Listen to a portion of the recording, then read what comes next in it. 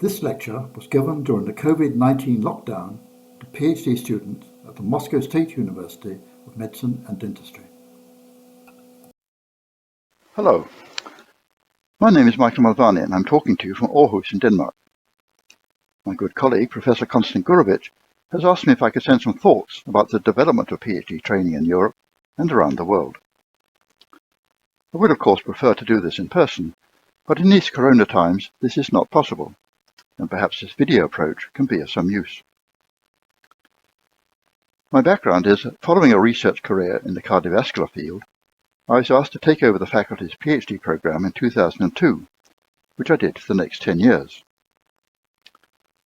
During this time, the number of PhD students rose from around 200 to 600, and it was thus an important task to ensure that this increase could be done without loss of quality.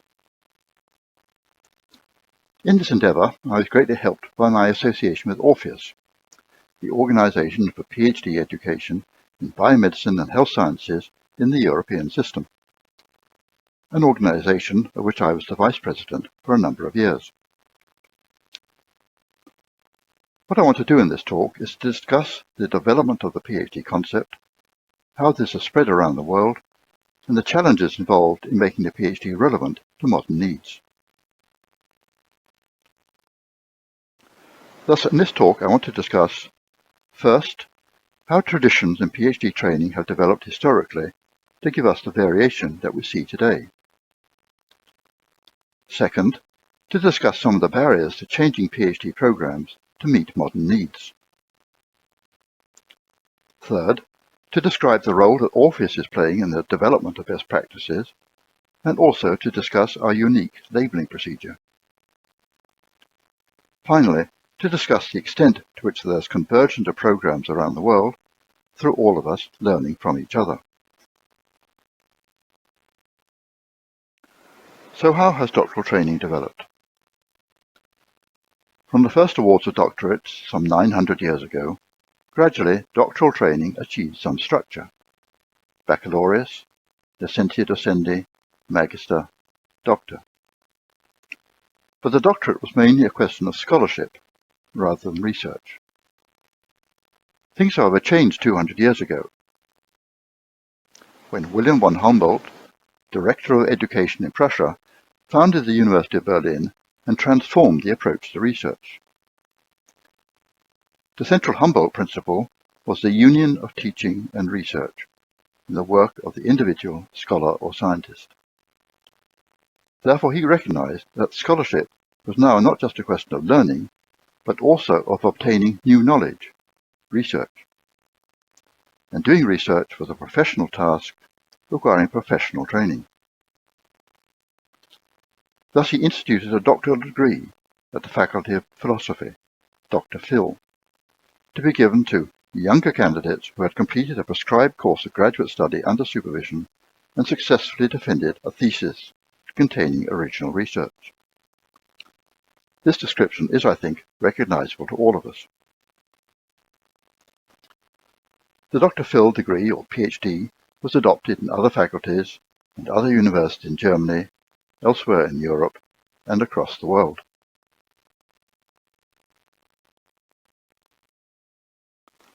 Thus, the Humboldt model was built on students with a bachelor degree enrolling to do a PhD. And increasingly, both the US and the UK sent their students to European, and in particular German universities, to receive their doctoral training. It is perhaps therefore not surprising that the US looked to Germany for inspiration for its universities and adopted the Humboldt model. In the mid-1800s, there were moves to have their own doctoral training, and this was done first at Yale and then at other universities. The first PhD student in the US was Arthur Williams Wright, and his thesis was concerned with the mechanics of the solar system. This is his doctoral diploma. Wright went on to be a revered academic. Thus, in the US, entry to PhD required a bachelor degree, but in time the doctoral program became structured. It was recognized that to do research there had to be a strong academic basis, and the system was introduced where the first 2 years of the PhD program were spent primarily in coursework. This led up to a qualifying exam, passing of which was needed in order to start the research part of the program.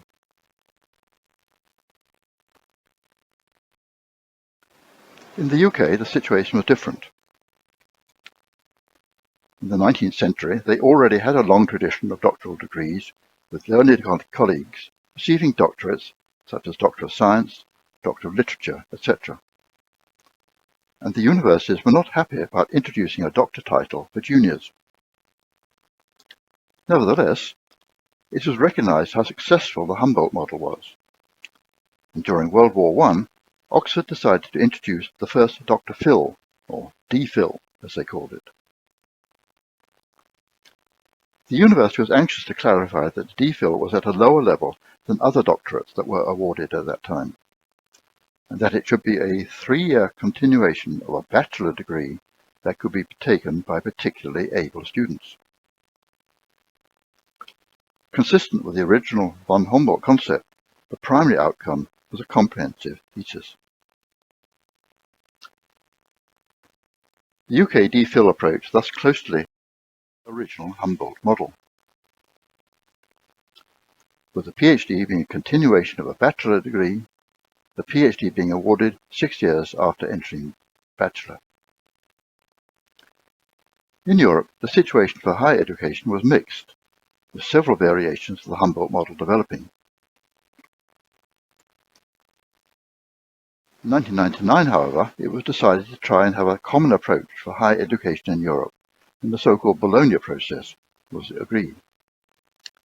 This was followed up by a decision in Berlin to extend the Bologna process to include the doctoral level as a third cycle in higher education programs, with the doctorate as part of a 3+2+3 model. The first 2 cycles are taught, whereas the third cycle is based on research. The aim was, however, wider than just support for academic research, in that it was intended that these changes would make Europe the most competitive and dynamic knowledge-based economy in the world, capable of sustainable economic growth with more and better jobs.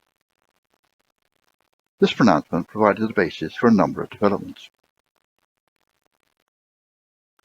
For ORPHEUS, it was the basis for our first meeting in Zagreb in 2004, where our Zagreb Declaration laid the foundation for our current best practices document. Here, the first article of the Declaration stated that a PhD program is intended to enable individuals, after completing and defending their PhD thesis, to carry out independent, original, and scientifically significant research and critically evaluate work done by others. A year later, the larger Salzburg Conference enunciated a number of principles, with the first paragraph in its declaration stating that the core component of doctoral training is the advancement of knowledge through original research. Thus, the European model for the PhD became the third cycle extension of the bachelor's master's, doing original research under supervision. The PhD should normally last 3 years and should include not more than 6 months of coursework, the courses to be mainly concerned with transferable skills and topics directly related to the research project. There are national variations, some with a 4-year bachelor, some with a 4-year PhD, but apparently general agreement and consistent with the ORPHEUS recommendation that PhD programs should be structured with a clear time limit and a length equivalent to 3 to 4 years full-time. The model is thus rather similar to the US model, except that the qualifying exam is replaced by a master's, the big advantage being that the master's is a qualification that can be used to get a job with. Thus, from the variety of doctoral procedures that had developed from Humboldt's original concept, some consensus emerged in Europe about how PhD training should be organized. Now, it is one thing for the EU, ORPHEUS, or Salzburg to make a recommendation. It is another to expect institutions to make the necessary changes. Changing rules is comparatively easy. Changing traditions is much harder. So why is it so difficult to change traditions concerning PhD training? The list on the right shows some of the potential barriers. Is there national support? Is there university support? Are there sufficient resources? Do supervisors have the necessary research qualifications? Are there employment opportunities for PhD graduates? We can consider these in turn. First, national support. There is general consensus among economists that increasing national R&D is a necessity for economic expansion. Like most economic theory, the evidence is not clear-cut, but logic would indicate that if regions are to be competitive, they need to have a well-trained population, with at least some at the cutting edge. The US and the UK have large investments in R&D, and China, for example, has invested massively in R&D and in doctoral education, and their economy has boomed. Such evidence and good sense has thus provided national support for expansion of doctoral education as a means to increasing the national economy. What about at university level? Here traditions are strong, but academics are not always at the forefront of change. However, much of this resistance has been overcome by the financial incentives that are given by government and industry and, in Europe, by the EU to those universities providing good research. And the emergence of ranking has also focused minds on producing good research, good articles, and so on. Doing good research requires researchers, and these need training, so that also at university level, there is general support for expansion of doctoral education as a means for recruiting new researchers. And we see that parallel with the increase in R&D, there's also been a massive increase in the number of PhD students. As indicated on the right, over the past century, there's been a huge increase in the number of PhDs granted annually at the world level, and in particular in the US, and now also in China.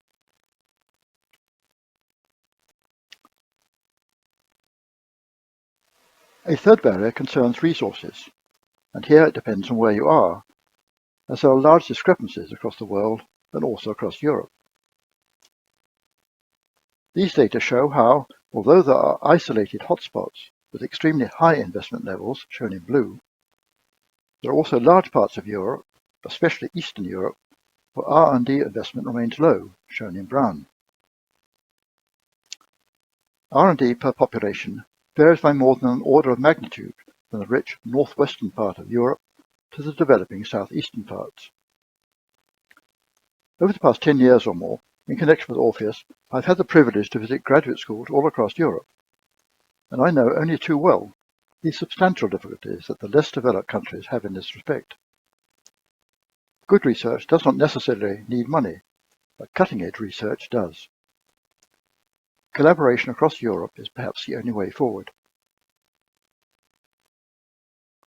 A fourth barrier concerns whether supervisors have enough research experience to give their students a research training. This is indeed a major barrier, and one which can only slowly be overcome as more PhD students are trained and given attractive positions in academia where they have time to do research and are rewarded for this. It is not enough just to give more money for research. Again, strategic partnerships across Europe are a way forward, where in particular the richer universities ought to reach out and not be penalized for this by funding considerations. Finally, are the employment opportunities for PhD graduates attractive? A young, ambitious person is unlikely to spend 3 to 4 years or more on PhD training if the possibility of obtaining a good job after graduation are not good.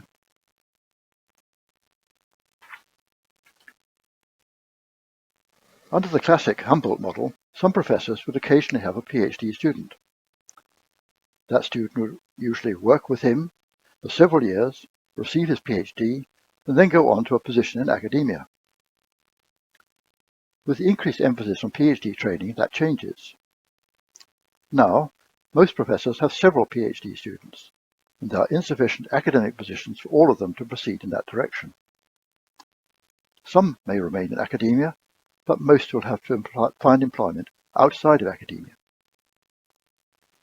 The degree to which this change is occurring differs markedly across Europe and the world, depending on the state of the economy and the investment in new universities. In some countries with poor economies, job opportunities both within and outside of academia are limited. However, in Turkey, for instance, there is massive investment in new universities, and most PhD graduates still find academic employment. In the wealthier parts of Europe, the number of PhD graduates far exceeds the number of academic positions available, and most find employment outside. For example, in the UK, it was found that half left academia immediately upon graduation for careers outside of science. The other half continued in postdoc positions, but a large number of these eventually went into careers outside of science. Of the remainder, 70% went to non-university research and just a fraction into academia. Only 0.5% ended up as professors. Clearly, most of the students who think that doing a PhD is the sure route to a professorship will be disappointed. There are many academics who feel that this is wrong, and that the PhD is a training for research, and thus that most of the PhD graduates should be doing research. One of these is Professor Paula Stephan from Georgia State in the United States. She recently had a conversation in the Nature Jobs podcast with Dr. Julie Gould. Paula Stephan's point is that doing a PhD is training to do research either in academia or in research, and therefore to her it does not make sense to teach students to do research and then have them follow careers in non-research positions. Paula Stephan's point of view is logical and quite widely held in academia, and it is worth listening to on this link shown here. However, most studies find that PhD graduates have no difficulty in finding good jobs. That is certainly the finding of studies that have been done in Aarhus. Here is another study which also supports this assessment. A large number of PhD graduates participated, and of the one half who responded, virtually all were in employment, had high salaries, and importantly, most believed that their PhD training had had added value for their career. Thus, there does seem to be a need for PhD graduates, not only in academia, but also outside. Another overlooked fact is that PhD candidates form a large part of the research workforce of a university. Economists often consider PhD training technically as a financial liability, but that is not really true. Ask any supervisor. Indeed, PhD candidates are an asset and do much of the work and form the basis for a large proportion of the papers that the institution publishes. It is difficult to get hard numbers on this point. Graduate schools ought to keep a better record. However, this Canadian study showed that 30% of health papers published over a 7-year period were by PhD students. At Karolinska, a recent investigation concluded that over 50% of the research publications included a PhD student, and that the average impact factor was slightly higher than that of papers not including a PhD student. Thus, PhD students should indeed, I think, be seen as an asset. Therefore, despite the very reasonable protestations of those like Paula Stephan, stakeholders seem in general to view the expansion of PhD training positively. Together, there seem to be good reasons for the current ideas concerning PhD training. PhD students have no difficulty in finding jobs, and they have high salaries. They form a large part of the research workforce, and they are involved in a large proportion of publications. Unsurprisingly, therefore, supervisors want them, and students want to do a PhD. Doing a PhD is popular, and in most countries there is a huge demand for students to do a PhD. This is understandably so. The opportunity to have your own project for 3 to 4 years is attractive, particularly when a PhD degree is seen to lead to good employment prospects. Thus there are good arguments that support the current position. However, it is my impression from the many graduate programs that I have visited across Europe that although there is general agreement among graduate school leaders that PhD programs should place more emphasis on training for employment outside of academia, the programs have not always fully adapted. It is comparatively easier to change the rules, less easier to change tradition. So how can we try and change tradition? To do this, ORPHEUS has sought to play a role with its development of best practices, and also its development of tools to help graduate schools to implement them. For those who are not familiar with ORPHEUS, it is an organization of mainly European graduate schools, spread throughout Europe, as shown on the right. There is an annual conference at which best practices are discussed, and this has led to production of a best practices document. This then is our best practices document. It contains 68 recommendations covering all aspects of PhD programs divided into 8 sections. These have been developed at our conferences and at workshops over many years. The document is concerned not only with aims of PhD programs, but also their content. However, again, it is comparatively easy to provide a set of recommendations, not so easy to have them implemented. It is for this reason that we have initiated the labeling process, where institutions have the possibility to evaluate the extent to which they meet the ORPHEUS recommendations. The procedure is initiated by the institution filling in a self-evaluation questionnaire. The completed evaluation is then reviewed by a panel who provide comments and suggestions. The review is then sent to the institution for comment. After this, the following procedure takes place.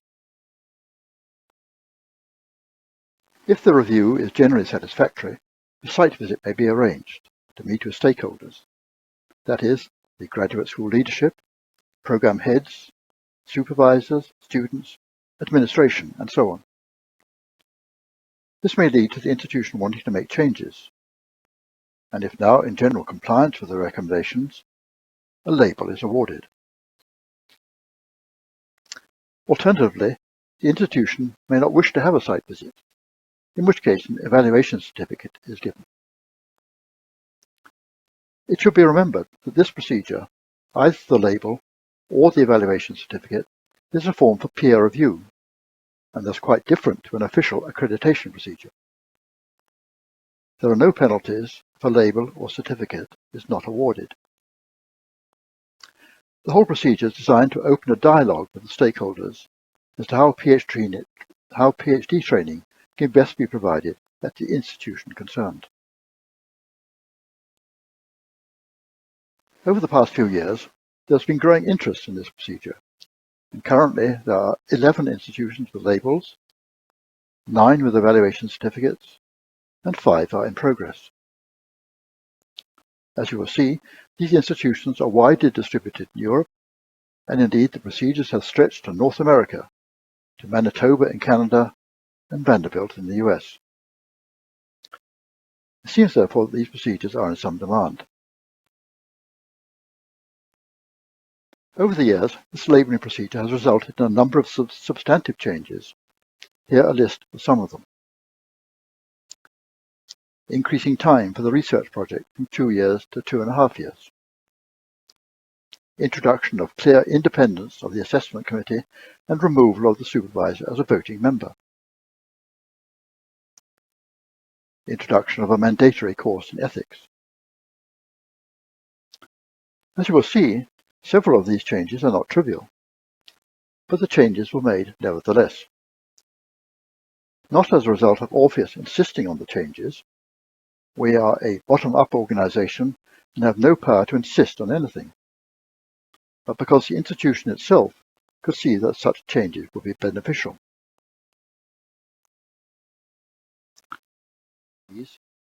Let us look more closely at numbers 3 and 5. Introduction to supervised training courses, and increase in number of paper equivalents required for a thesis.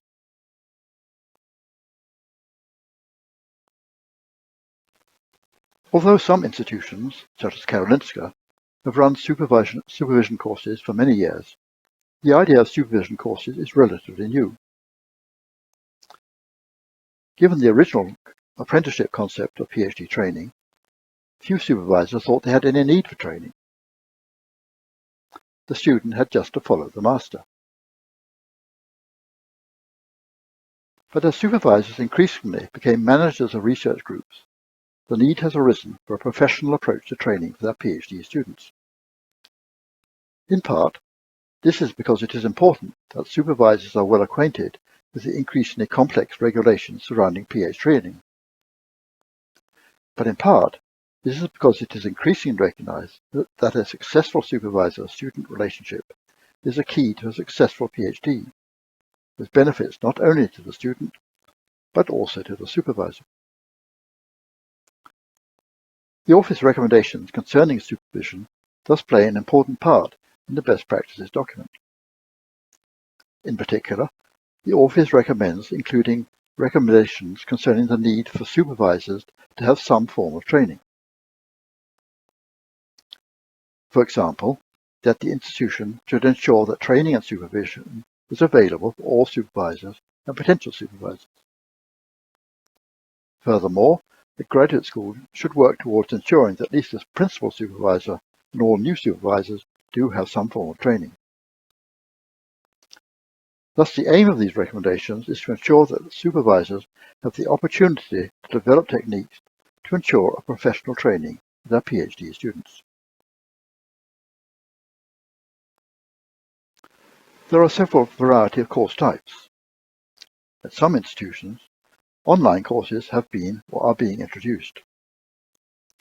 These can be useful as regards ensuring that supervisors are fully aware of the various regulations for PhD programs, but are perhaps not so effective in getting supervisors to reflect on their supervision practices. For this, regular courses, with the possibility to have full discussion, is probably a better way of getting supervisors to accept new ways of supervision. In Aarhus, we made a start some 10 years ago now with a gathering of students, junior faculty and senior faculty to prepare a brochure setting out the main features of successful supervision, where the main message lay in the title of Successful Supervision, a Two-Way Process. Yes, successful supervision is a two-way process with input both from the supervisor and the student. This laid a series of courses, currently with a 3-day course covering various aspects, as roles and expectations in PhD supervision, fostering talent, rules, regulations and research integrity, communication, active listening, and providing feedback. Gradually, this course is being made mandatory for all supervisors. At Karolinska, they have a long tradition of supervision courses, where the basic course is 5 days and more advanced courses are available. Courses are held frequently and are taken by a large percentage of supervisors, and indeed are compulsory for all new supervisors. The courses get very favorable reviews from participants, even those with busy laboratories. The attitude seems to be that learning how to create a better supervisor-student relationship will result in students doing better research and thus producing better papers. Such courses are a major investment and require an organization of their own and are therefore extremely expensive to run.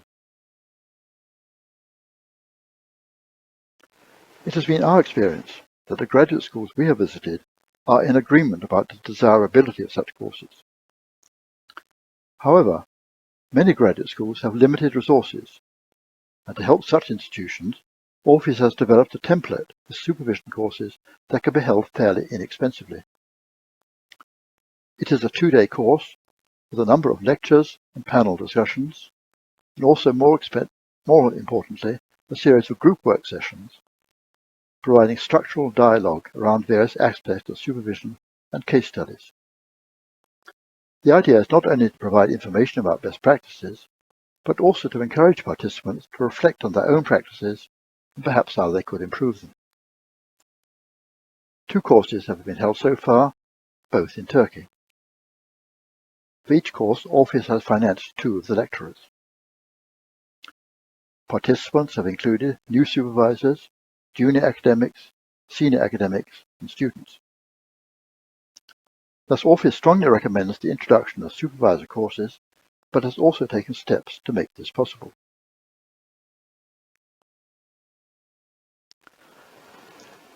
The second recommendation that I want to emphasize concerns the thesis and its content.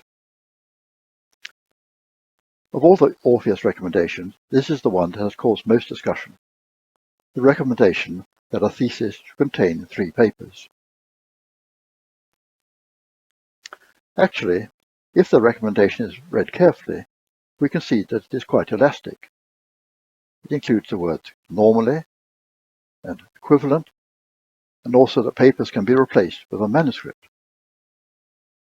And this should give plenty of room for interpretation. Nevertheless, it has been difficult to get agreement about this. Strong research institutions claim that quality is better than quantity, and that 1 paper in Nature is better than 3 in lower related journals.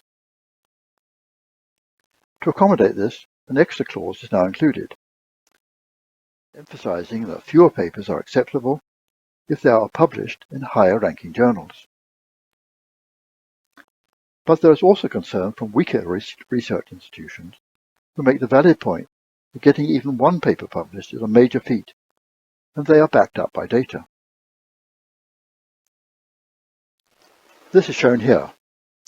Here, Uskowitz and colleagues have used Web of Science and Eurostat sources to plot, on the ordinate, the number of ISI publications per million of population, and on the abscissa, the total research funds available per capita. The result shows very clearly how difficult it is for countries with low research investment to publish. Countries with low research investment publish fewer papers. As we saw earlier, there are large parts of Europe where research investment is low, and thus setting a bar of 3 publications in good journals is clearly not possible for graduate schools in many countries. In a less advantaged graduate school, the intellectual requirement for a student to do a study in, for example, the effect of a particular drug in the local environment may actually be very high. Indeed, the intellectual requirement may be much greater than that for a student doing cutting-edge research in a well-equipped laboratory in a strong research environment. The requirements therefore have to be tailored to what is possible.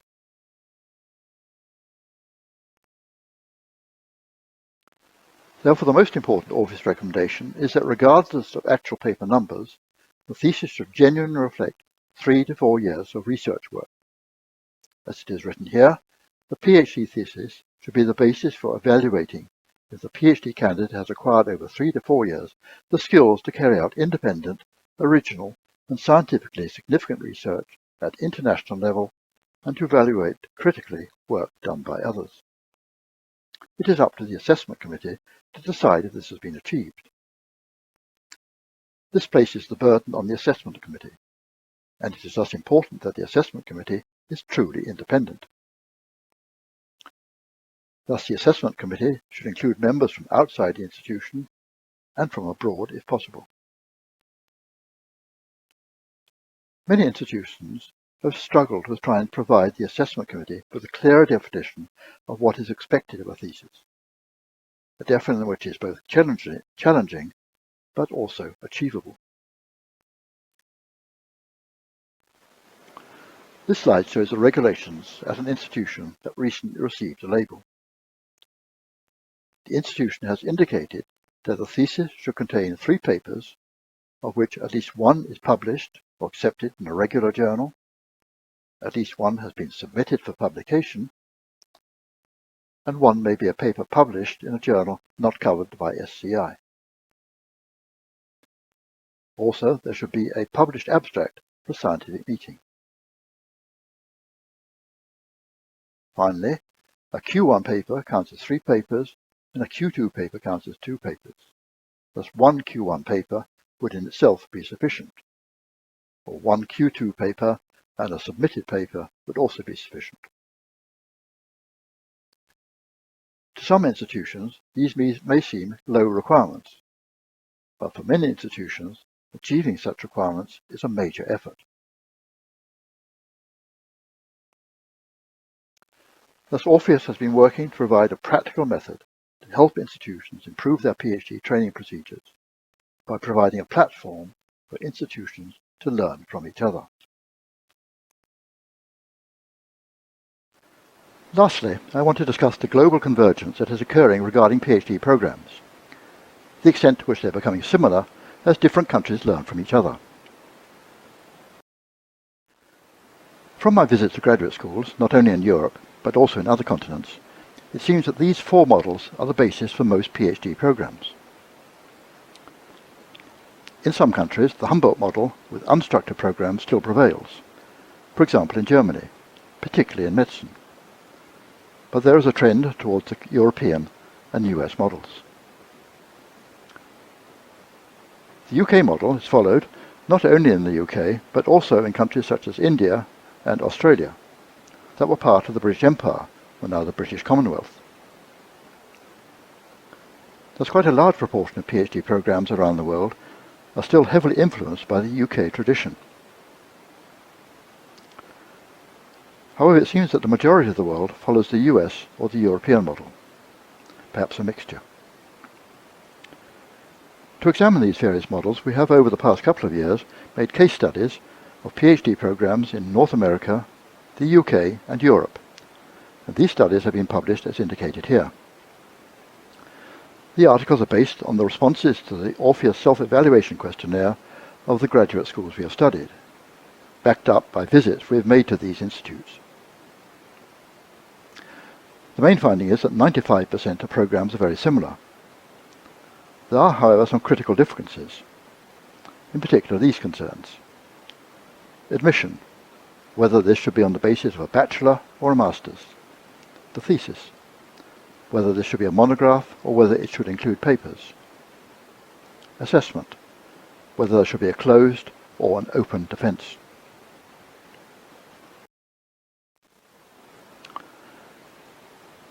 Regarding admission, the 3+2+3 European model has students enrolling for a PhD after masters. However, in the US and the UK, enrolment occurs after bachelor.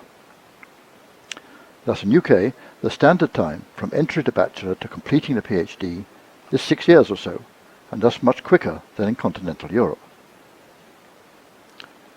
On the other hand, in the US, it usually takes much longer, and this is because the first 2 years of a PhD program consist largely of coursework, ending with the qualification exam. The research part of the PhD starts only after the qualification exam. Thus the US model, as I mentioned earlier, actually resembles the European model, with the master's replaced with the qualification exam. In the UK, there is now also a trend to require a master's before starting PhD, and some funding bodies support a 4-year PhD. Thus the trend in the UK is towards the European model. Taken together, it seems that the general outline of PhD programs within Europe and the UK may be becoming more similar, and that it is not in practice so different to the US approach. A good example of convergence. A second point of difference concerns the thesis. Writing and defending a thesis has been the basis of the PhD ever since Humboldt introduced the idea. And in the UK, it is still the thesis that is widely seen as a basic product of a PhD, a volume containing 200 to 300 pages, perhaps more, that describes in detail the work that has been done in the preceding 3 years. Traditionally, papers are not included. And it is, I think, fair to say that in the UK, the presence of papers is generally found to be disturbing. These usually have several authors, and much of the work involved would have been done by others. There is therefore a preference to examine just the thesis, since the thesis is alone concerned with the work that a student has actually done. This contrasts with practice elsewhere. In the US and in most of Europe, the inclusion of papers is seen to be an important part of a thesis, with a total of 3 papers or manuscripts being the norm. The ability to write and publish papers is seen as an important part of the assessment. Thus here the product is both the papers and the thesis, where the thesis should set the work into scientific context. However, again, there's perhaps a tendency to convergence. In the UK, the inclusion of papers in the thesis is becoming more common as addenda to the thesis, and particularly in medicine, this is increasingly seen as a crucial part of the thesis. In Europe, there is increasing focus on the thesis, with more insistence that it should not just be a repeat of papers, but that it should also include a full review of the literature, a full account of the research aims, methods, results, discussion, conclusion, and further perspectives of the PhD project. And this indeed is the ORPHEUS recommendation. The third point of difference concerns the assessment of the thesis. In the UK, remembering that the PhD is traditionally a continuation of a bachelor degree, it has been natural to treat the thesis defence as just another exam. Thus the examination of the thesis is performed by the examiners sitting around a table with the student, and the examination consists of a detailed scrutiny of the thesis and may last several hours. The US tradition is somewhat similar, but here the examination is performed by the student's thesis committee. Both the thesis and the articles will be examined. However, in the European view, this has a disadvantage that the assessment is not independent. The thesis committee which performs the assessment has followed the student throughout the PhD project, and this must make it difficult for the committee to give an unbiased judgment. In Europe, the norm is a written assessment of the thesis and the papers, followed by public defence, where the student presents his or her results, after which there is a public examination by the examiners and also perhaps by the audience. This approach is seen to provide transparency in the assessment procedure, as well as ensuring that the student is able to give a lecture and defend it publicly. If one looks at these 3 approaches, it is fairly easy to see the merits of giving a lecture and being able to defend it. These are important competences that a student should have if he or she is to get a job, either within or outside of academia. However, it must also be said that it is not a situation where it is easy to make a detailed examination of the thesis. With UK and US traditions, such detailed examination is an integral part of the assessment. One could therefore see a possible route to convergence by combining these 2 approaches. First a public lecture, and then public questioning, as in Europe, and then a closed, detailed examination of the thesis, as in the UK. That combination should be possible, and is in fact a possibility being pursued by at least one ORPHEUS member where the PhD programme has been based on the UK tradition, learning from each other. To conclude, I've shown how the multitude of PhD programmes around the world are all based on the 200-year-old Humboldt tradition, research training under supervision, ending with writing and defending a thesis. I've discussed how one of the important barriers to development of PhD training and ensuring scientific quality is a huge discrepancy in the resources available to graduate schools, even within Europe. Thus development is comparatively easy in those areas of Europe with high investment, but much more difficult elsewhere. I've emphasized that strategic partnerships, as encouraged by the EU, are a way forward. Thirdly, I've also described how ORPHEUS has been working to help graduate schools to develop their PhD programs, both through the development of its best practices document and through its labelling procedure. Thus ORPHEUS has not only tried to provide more detail of what PhD training should consist of, but has also developed ways in which to help graduate schools to achieve this. Finally, we have seen how there is to some extent a growing worldwide consensus about PhD training, with the major players increasingly learning from each other. There seems to be general agreement across the world that a PhD program should provide research training in a structured manner and that it should prepare for employment both within and outside of academia. Thus the PhD seems to be in good shape, and when we finally emerge from this corona crisis, the PhD will hopefully be able to continue its development in the years ahead. Thank you.